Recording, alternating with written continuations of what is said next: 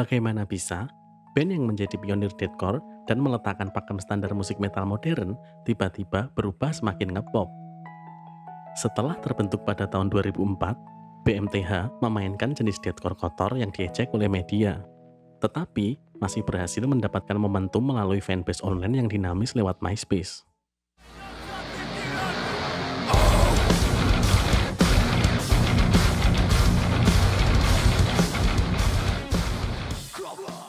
Album debutnya, Count Your Blessings, yang dirilis tahun 2006, membantu meletakkan dasar bagi gelombang yang akan datang, dari deathcore Hot Topic bersama Job for Cowboy dan Suicide Silence.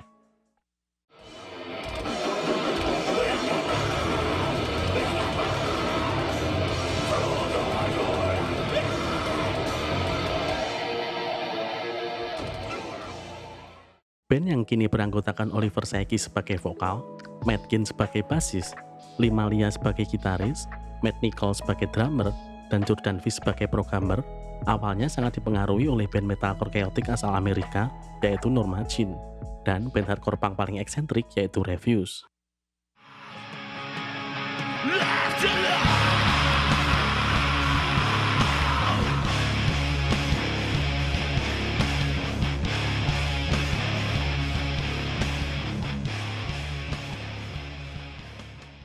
Band yang dibentuk oleh para ABG usia 15-an ini justru tumbuh skena hardcore punk Inggris.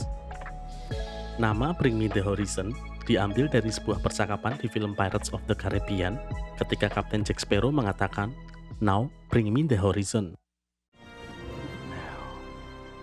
Bring me that horizon.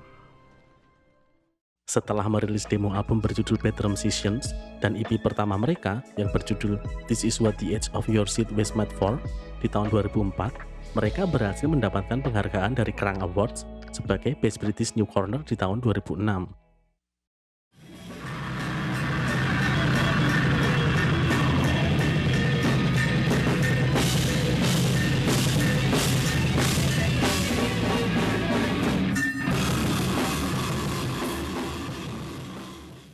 Kesuksesan EP pertama mereka akhirnya membuat label Visible Noise tertarik dan mengontraknya hingga 4 album ke depan.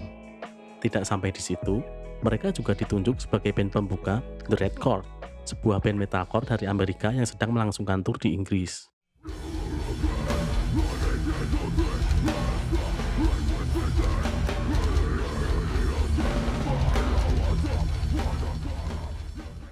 Di tahun 2006, album yang disebut-sebut sebagai titik awal lahirnya deathcore dirilis.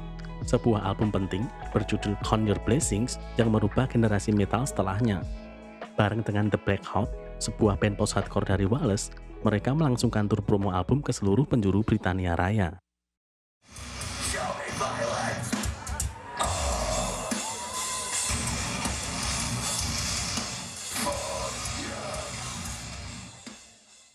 Selanjutnya, di tahun 2008, mereka kembali merilis album penting berjudul Suicide Season.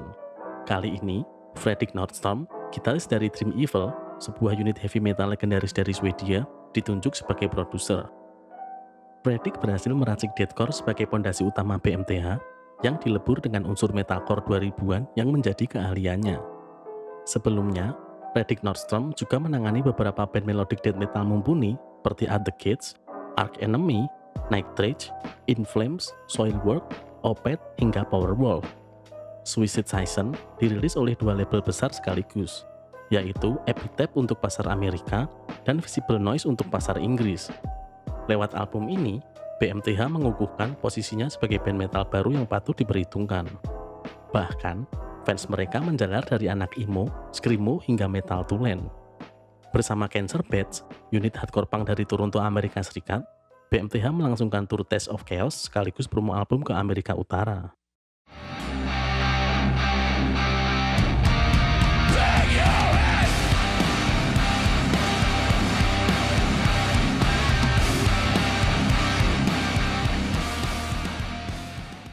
Di tahun 2010, mereka kembali merilis sebuah album berjudul There Is a Hell. Disinilah titik awal BMTH melakukan eksplorasi dalam berkarya. Secara keseluruhan, album ini tidak melenceng jauh dari album-album sebelumnya. Hanya saja, di album ini mereka mulai sedikit mengurangi riff gitar yang jelimet. Namun yang sangat disorot dalam album ini adalah sang vokalis. Di album ini, Oliver Sykes sudah mulai mengurangi teriakan-teriakan ala monster seperti di album-album sebelumnya. Isu-isu yang beredar, kabarnya pita suara Oliver Sykes sudah mulai rusak. Bagi saya pribadi, ini justru menjadi terobosan baru yang brilian. Mungkin banyak fans yang kecewa terhadap album ini. Jika kemunculan album ini ditanggapi dengan sudut pandang yang idealis, tentu akan sempit sekali untuk melihat sesuatu yang ada di materi album ini. Namun menurut saya, di sini BMTH berhasil melangkah lebih jauh ke industri musik yang lebih luas. Terbukti, album ini menduduki peringkat 17 di Billboard 200 dan peringkat ke-13 di UK Album Chart. Bukankah dalam proses berkarya, melakukan sesuatu yang sama berulang-ulang itu membosankan? Setelah itu, BMTH tidak sama lagi.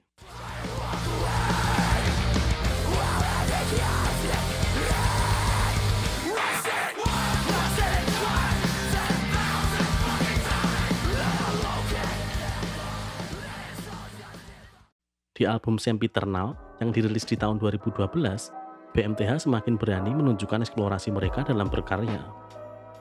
Di album ini, BMTH melebarkan eksplorasinya ke ranah post-hardcore. Namun yang menjadi perhatian di album ini justru adalah artwork-nya. Artwork inilah yang membuka gerbang perselisihan antara BMTH dan Coldplay. Pasalnya, Coldplay dianggap menjiplak artwork album ini di album Coldplay yang berjudul A Head Full of Dream. Alhasil, ketika dua band ini bertemu di NME Awards 2016, sebuah insiden terjadi. Ketika BMTH tampil di atas panggung, tiba-tiba sang vokalis Oliver Sykes mendatangi meja yang dihuni oleh para personil Coldplay dan berdiri di atasnya sembari mengacak-ngacak yang ada di atas meja itu. Insiden itu menjadi sorotan utama media di Inggris.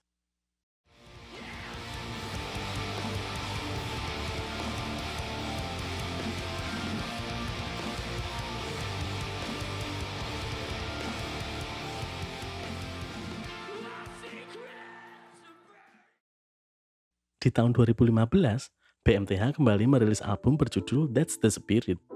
Di album ini, BMTH semakin dalam memasukkan unsur pop di materi terbarunya.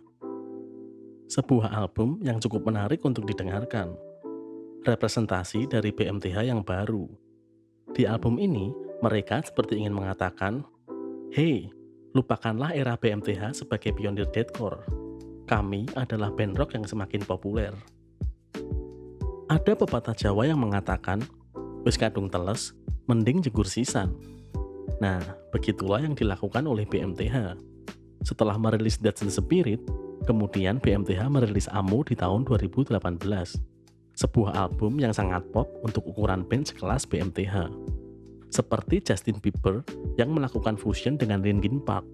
Ya begitulah kira-kira penjabaran materi album BMTH kali ini. Kami tak pernah terperangkap di dalam skena. Kalau kami merupakan band yang benar-benar metal, kami bakal masih menjadi band metal sampai saat ini. Namun, kami tidak pernah menjadi band yang benar-benar metal. Dulunya, kami adalah anak-anak muda yang suka musik keras dan ekstrim. Tapi saat ini, kami mencoba menciptakan ulang semua dengan cara kami sendiri, kata Lee, gitaris dari BMTH.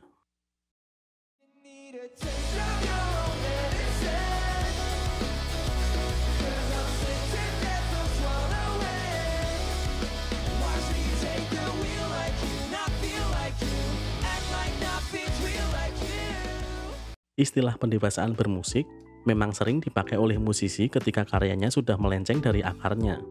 Ini juga yang dikatakan oleh BMTH ketika menanggapi kritik dari para fans. Tak mau sama seperti album sebelumnya, inilah sikap yang selalu dipegang BMTH. Di tahun 2020, BMTH kembali merilis sebuah album berjudul Posthuman Survival Horror. Selain melibatkan beberapa nama seperti Emily hingga Baby Metal, album ini juga merupakan hasil final dari evolusi BMTH yang telah terjadi.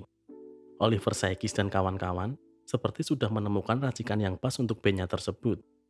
Dari segi artwork pun, album ini juga sangat menarik. Musik yang bagus ditambah artwork yang keren. Album ini sangat sempurna.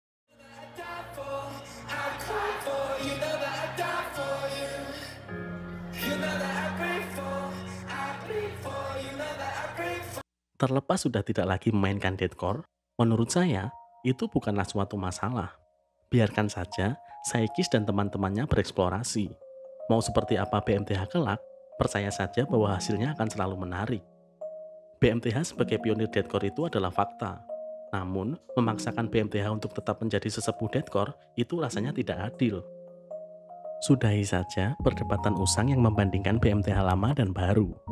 Karena konsistensi yang sebenarnya itu bukan cuma persoalan genre, melainkan tetap berkarya. Di channel ini, saya mengupload dan membahas apa saja yang saya suka. Jika kalian suka dengan konten saya, silahkan di-subscribe ya. Terima kasih.